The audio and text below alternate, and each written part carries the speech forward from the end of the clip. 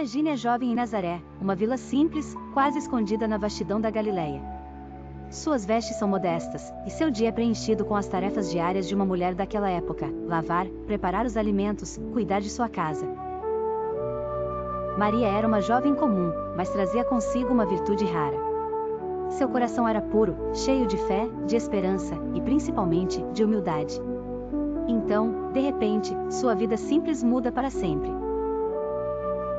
Sem que ela esperasse, um anjo, não um homem comum, mas uma criatura celeste, gloriosa e poderosa, aparece diante dela. Imagine o brilho, a imponência dessa visão. Talvez Maria tenha recuado um pouco, ou quem sabe, tenha tremido de surpresa e reverência. Mas o anjo, Gabriel, a conforta: não temas, Maria, pois encontraste graça diante de Deus. Essa revelação a toma de surpresa. Maria, ainda tão jovem e desconhecida, estava sendo escolhida por Deus. Ela ouviu atentamente enquanto Gabriel lhe explicava que ela havia sido escolhida para uma missão divina: ser mãe do Salvador, o Messias tão aguardado. Ele seria grande, filho do Altíssimo, o príncipe da paz que traria luz e esperança ao mundo.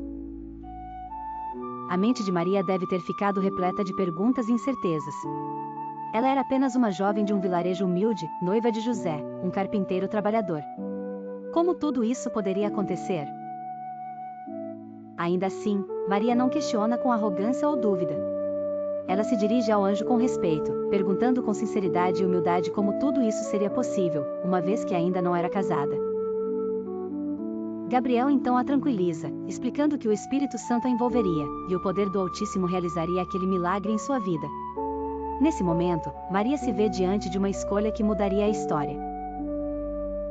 Ela poderia sentir medo, resistência, mas o coração dela, tão cheio de fé, responde com algo extraordinário. Ela poderia se preocupar com o que José diria, com o que sua família ou sua comunidade pensaria, mas ela sabe que Deus está lhe chamando para um propósito maior. Assim, com uma simplicidade e confiança que só alguém de uma fé inabalável poderia ter, Maria se entrega à vontade divina com as palavras que ecoariam por séculos: eis aqui a serva do Senhor, cumpra-se em mim segundo a tua palavra. Essas palavras de Maria refletem uma entrega total. Ela aceita com humildade e coragem a responsabilidade que o próprio Criador havia lhe confiado, mesmo sem saber exatamente como seria o futuro. Ela confia, com todo o coração, que Deus é fiel e que Ele cuidará de cada detalhe. Essa resposta de Maria é um exemplo de fé e obediência como poucos. Ela escolhe confiar sem reservas, não por entender tudo, mas por saber que estava em comunhão com o próprio Deus. Com essa resposta, Maria não apenas aceita sua missão, mas se torna um símbolo eterno de humildade e devoção. A resposta de Maria ao chamado divino carrega uma profundidade que toca qualquer coração que se permite refletir sobre ela. Naquela época, uma jovem como Maria vivia uma rotina simples, em uma vila isolada, com pouco luxo e muitos desafios. Ela era uma pessoa comum, sem títulos, riqueza ou destaque. E, mesmo assim, Deus a escolheu. Isso já nos diz muito sobre como Ele vê o coração humano, buscando não o poder ou o prestígio, mas a pureza e a disposição em servir. Imaginem a coragem que foi necessária para que ela, com sua juventude e simplicidade, aceitasse ser a mãe do Filho de Deus, enfrentando tudo o que essa missão exigiria dela. Maria sabia que, ao dizer sim, enfrentaria dúvidas, desconfianças, talvez até o afastamento de pessoas queridas. Seria um desafio emocional e social. Naquela época, uma gravidez fora do casamento era algo sério, e Maria corria o risco de ser julgada, de sofrer consequências difíceis. Mas, ainda assim, ela não vacilou. Esse sim que ela deu é um ato de obediência e entrega que, para os olhos modernos, pode parecer quase inconcebível.